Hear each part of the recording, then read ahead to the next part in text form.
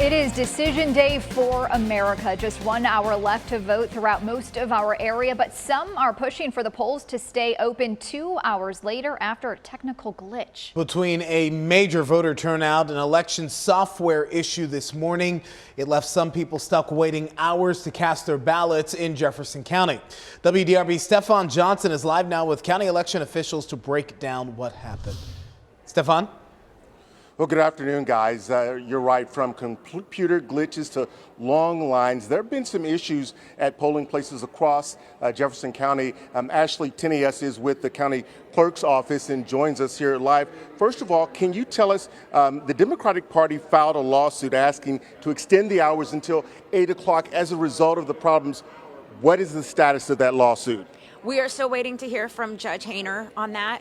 He said he will issue a written motion on that, or a written ruling on that, and as soon as we have that ruling, we'll be sharing that with the media, and we will adhere to that, exactly what Judge Hayner is asking us to do. And was that until 8 o'clock?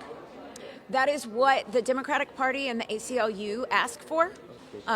Obviously, the Republican Party felt differently, and the Board of Elections also had a say in that. So he heard from 4 different people on that call. Let's move on to the other big problem. A lot of people complained about computer glitches. Was that countywide or isolated to a few areas?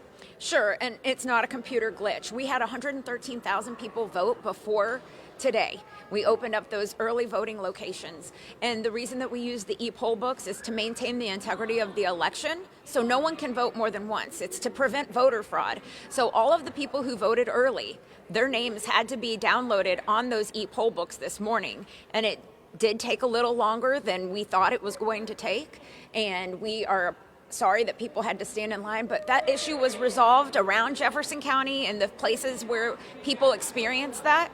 And we were able to get everybody's line down. And as you can see, there are no lines here right now. We've been able to really work through that.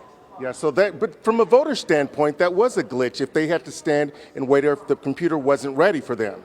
The computers were all on at all 205 polling locations, at all 627 precincts. They have been on at 6 a.m. We had our polls open at 6 a.m.